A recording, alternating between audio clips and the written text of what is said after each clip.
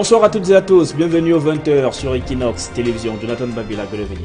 Bonsoir Sylvester Polit Zangao. Thanks ladies and gentlemen for joining us on this weekend bilingual edition of the news on Equinox Television live from our headquarters in Cameroon's economic capital Douala. In our top stories tonight, the Douala Gynaco Obstetric and Pediatric Hospital comes under arson attacks by unidentified gunmen who made away with hundreds of thousands of francs CFA, the guns of gendarme officers on duty, and of course some mobile telephones. And the former Secretary General of the United Nations Organization, Kofi Annan, dies at the age of 80.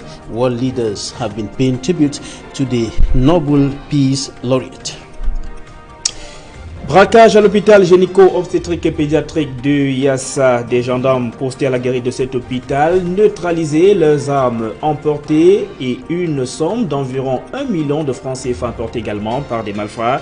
Cette situation, ce forfait a été commis à cet hôpital aux premières heures de ce samedi. Le directeur de l'hôpital gynéco-obstétrique de Yassa, Émile Boudou, en parle dans cette édition du 20h. Kofi Annan n'est plus l'ancien secrétaire général de l'ONU, est décédé ce jour à Berne en Suisse à l'âge de 80 ans. Des réactions fusent à travers le monde. Beaucoup de personnes se souviennent de ce prix Nobel de la paix.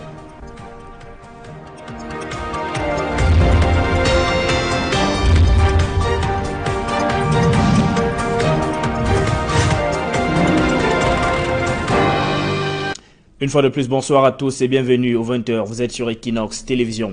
Braquage à l'hôpital gynéco-obstétrique et pédiatrique du Yassa. Des gendarmes postés à la guérite de cet hôpital, neutralisés, leurs armes et près d'1 million de francs CFA emportés par les malfrats. Ce forfait a été commis dans cet hôpital de référence aux premières heures de ce samedi. Le directeur de l'hôpital gynéco-obstétrique de Yassa, Émile Boudou, en parle dans ce journal. Il est au micro de nos reporters Daniel Warenzede et Donald Brice Kamgan. Quasiment aucun signe extérieur de cambriolage ne s'offre aux visiteurs de l'hôpital gynéco-obstétrique et pédiatrique de Douala. Les 5 malfaiteurs lourdement armés qui ont opéré au sein de la formation hospitalière autour de 1h samedi au matin n'ont pas perpétré de violence sur les usagers ou les installations. Ils ont neutralisé les éléments de gendarmerie en faction dans l'enceinte de l'hôpital, ainsi que les éléments de la société de gardiennage. Lorsqu'ils ont fini à ce niveau, ils sont dirigés au niveau de la service d'accueil et de la pharmacie où ils ont pris en otage le personnel. Puis ils se sont dirigés vers la caisse où ils ont forcé la caissière à ouvrir la porte en présentant la face de la collaboratrice qu'ils ont prise en otage devant l'œil de Judas de la porte de la caisse. À la caisse, les malfrats ont emporté 480 000 francs CFA d'après l'administration de l'hôpital qui renseigne que 340 000 et 9 téléphones portables ont été rackettés chez les usagers. Autre perte, les 2 armes au poing que portaient les 2 gendarmes ligotés à la guérite. Le service a normalement repris au sein de la formation hospitalière. Les cas de traumatisme liés à la folle nuit sont au centre des attentions du management. Bien entendu, les personnes qui ont été prises à partie par les malfrats sont en état de choc. Donc j'ai prescrit déjà qu'elles soient prises en charge par un psychologue parce qu'il y a quand même un choc post-traumatique sur le plan psychologique. Mais les activités à l'hôpital n'ont souffert en rien. La direction générale soupçonne une infiltration de l'hôpital peu avant le cambriolage en raison de la disparition d'un lot de cartes nationales d'identité à la guérite. Peu de précision sur l'identité des assaillants et les enjeux de cette attaque, mais le chef de gang s'exprimerait en pidgin d'après des témoins. Une enquête est ouverte au groupement de gendarmerie territoriale de Douala où les 2 gendarmes en faction cette nuit-là sont auditionnés, ainsi que les éléments de la société de gardiennage. C'est donc ce braquage commis dans les premières heures de ce samedi à l'hôpital gynéco-obstétrique et pédiatrique de Douala. Présidentielle du 7 octobre prochain, seulement 228 bureaux de vote seront ouverts aux électeurs parmi les 1770 habituels. L'annonce a été faite par Ino Abrams Ekbe, le président du conseil électoral des Elections Cameroun, qui a effectué une visite de travail au siège de l'ECAM dans la région du Nord-Ouest. Il affirme apporter une solution aux craintes des populations en rapport avec la crise sociopolitique que traversent les régions anglophones du Cameroun. La mesure vise ainsi, d'après lui, assurer la sécurité des personnes et du matériel de vote, car selon Ino Abrams Ekbe, plusieurs bureaux sont localisés dans les zones dangereuses. Cette mesure est fortement critiquée par certains partis politiques, notamment le Social Democratic Front, dont le représentant régional pour le Nord-Ouest, par sa voix donc, l'honorable John Evaristius, s'offusque d'une telle décision. Ce dernier décrit le fait que les électeurs devront se déplacer sur plusieurs kilomètres pour aller voter. C'est un voyage pénible pour les usagers ce samedi. Ceux qui ont en tout cas emprunté les falaises de Tchang dans la région de l'Ouest, un camion en panne a bloqué la circulation durant des heures, forçant certains passagers à descendre des véhicules. On fait le point avec Jacquino Molon et Gladys Sidier. Coincés dans des véhicules, ces usagers ont passé plus de 3 heures sur place. Nous sommes sur la falaise de Tchang, un lieu où de nombreux accidents de la circulation ont déjà été enregistrés par le passé. En raison de ces routes tortueuses, la traversée n'est toujours pas évidente pour les véhicules, surtout pour les gros porteurs, tels que celui-ci, à l'origine de cet embouteillage.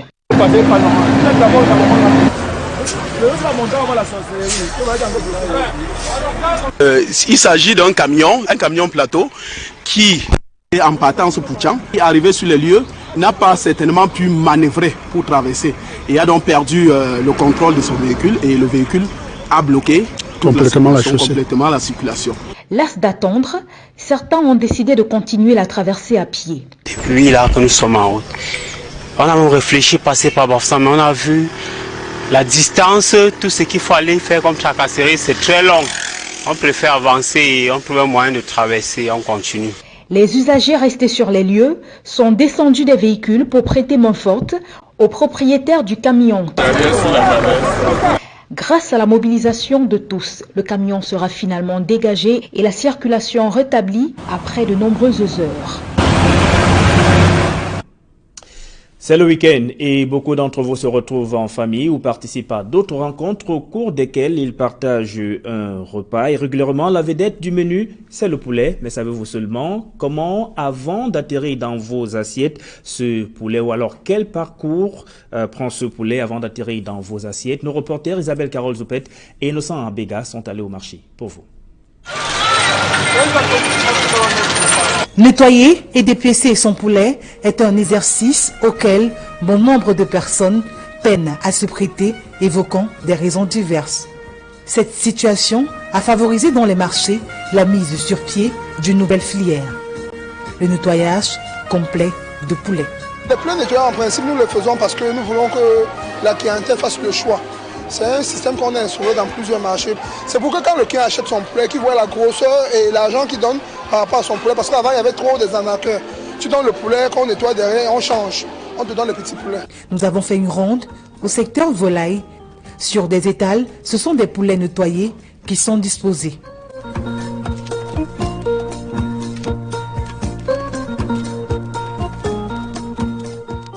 Ici, les poulets sont rangés dans les cages en fonction de leur calibre et de leur prix. Nous achetons les poulets à la fin présentement à 2000, au 3900, on va à 2300. Et le calibre de 1,3 kg, nous achetons à 2900, on va à 2300, 2500. Et le calibre de poulet de 2 kg, nous les vendons à 3000. Dès les premières heures de la matinée, de l'eau chaude est portée. Notons qu'à chaque étape de nettoyage correspond un montant. Tout ça revient à 500 francs, nettoyer c'est 100 francs, flamber c'est 100 francs, découper c'est 100 francs.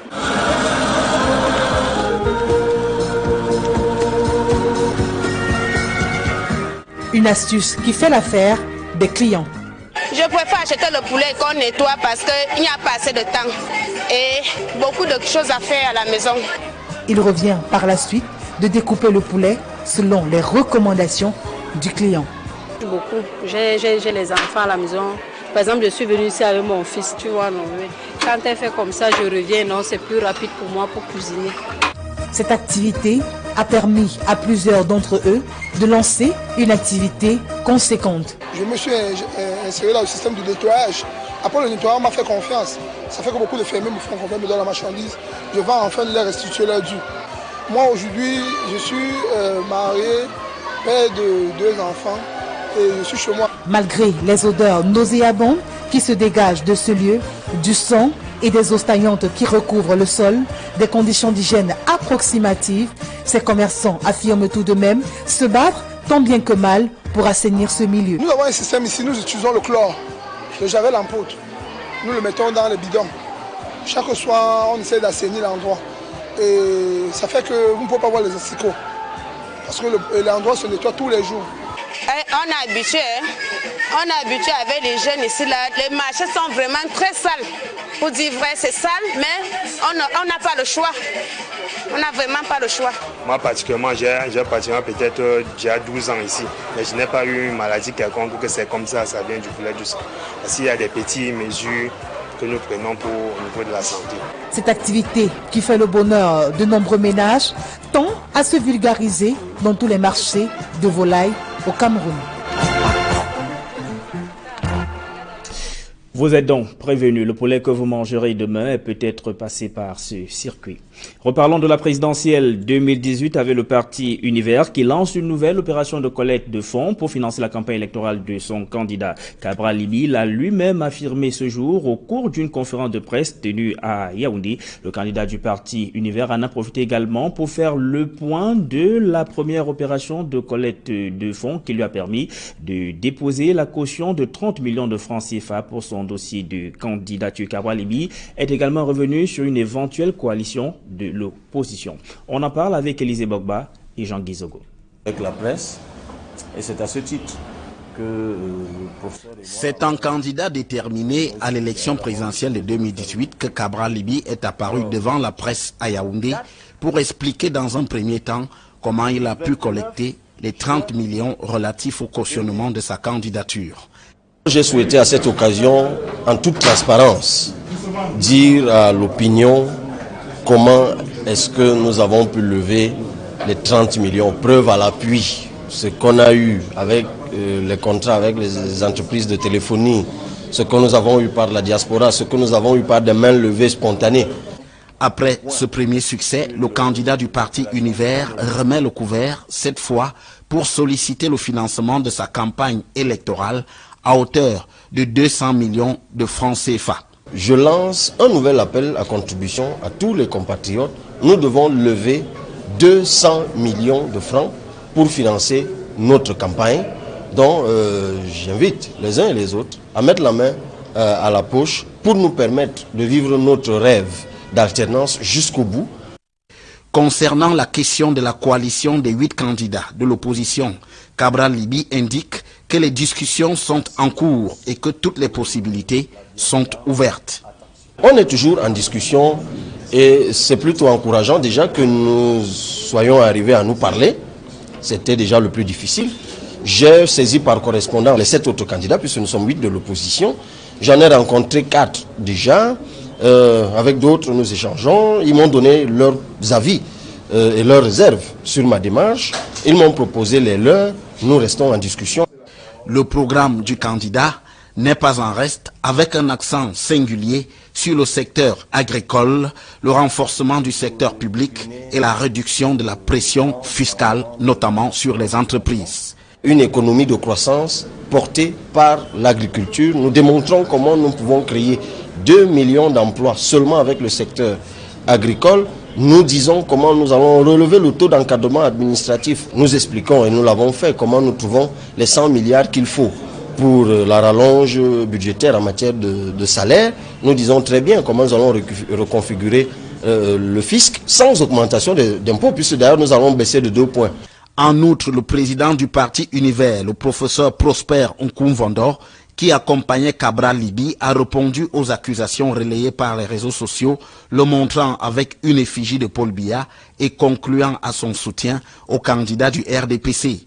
Il a précisé qu'il s'agit d'une image datant de février 2016 lors du premier congrès du parti Univers en Ngaoundéré, au cours duquel il avait adressé une motion de rejet de la candidature de Paul Biya à la présidentielle de 2018.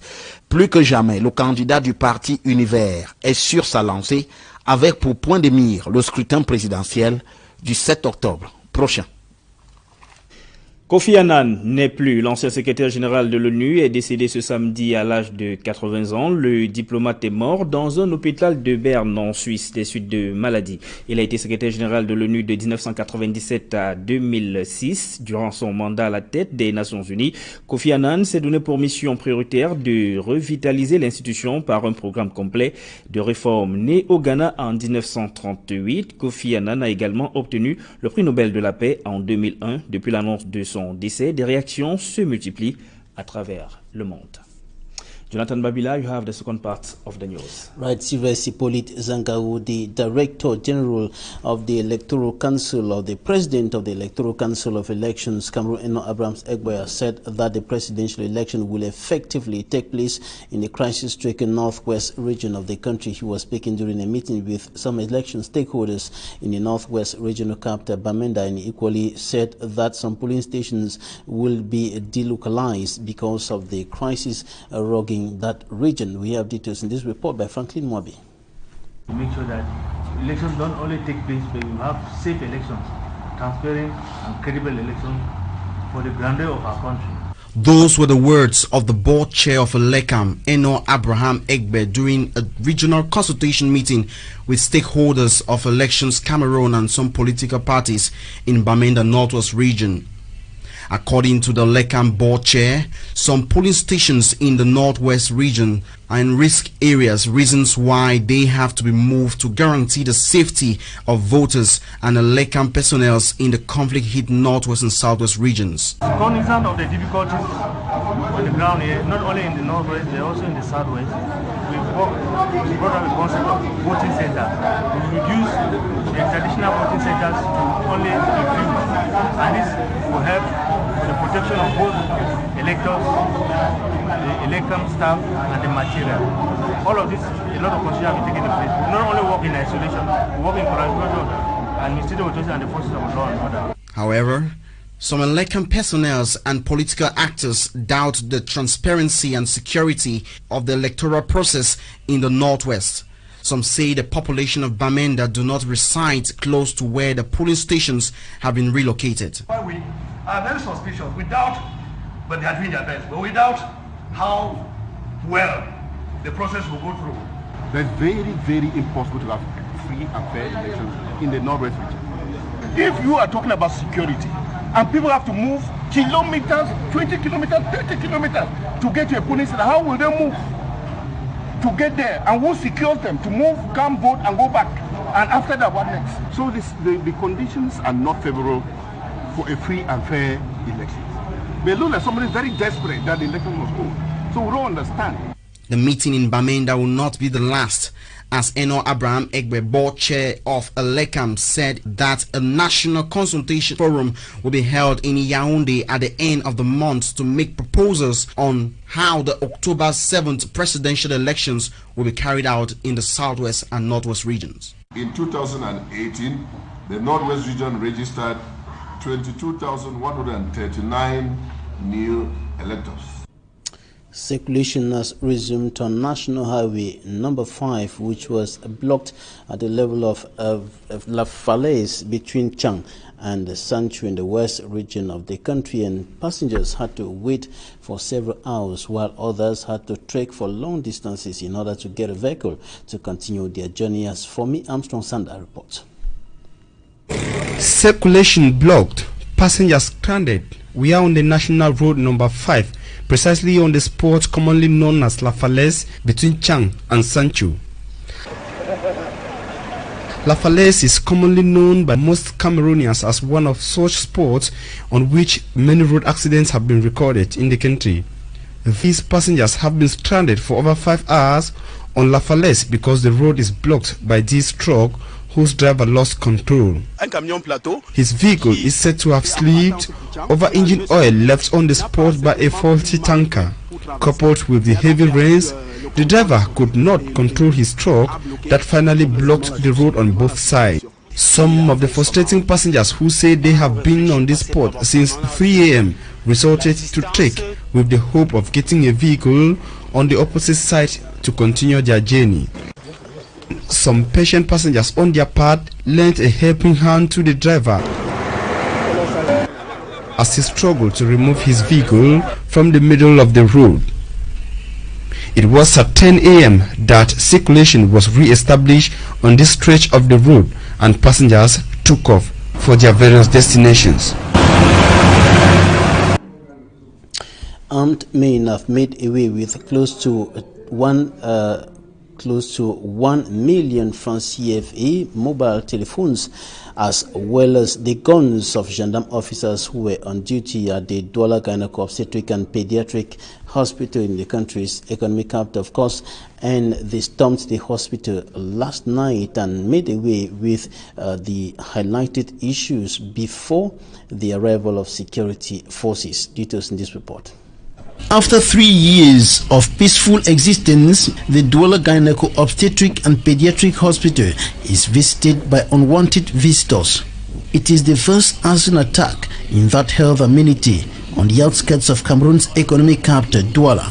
Friday to Saturday night, there is a group of 5 persons who came in the hospital. They did a hold up on the hospital. They went to the guard at the gate where the gendarmes are on guard. So they caught the gendarme and they attached the gendarme. Then they went inside the hospital through the cashier to try to collect the money.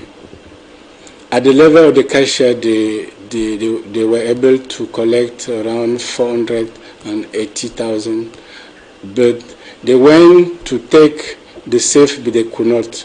The unidentified attackers also made away with hundreds of thousands of francs CFA and mobile phones forcefully collected from some persons within the hospital and the guns of gendarme officers who were on guard. They took 340,000 from the person they met in the ward. They took 9 telephones and probably the guns of the gendarmes. The head of the gendarmerie post in the hospital was absent at the time of the attack. The Director General of the Douala Gynaeco-Obstetric and Pediatric Hospital, Professor Emile Mbudu, told us that information at his disposal indicates that some of the attackers might have entered the hospital earlier as visitors before the incident. He backs this with the disappearance of the identity cards of male visitors from the security bench at the entrance into the hospital. Nobody was hurt in the incident.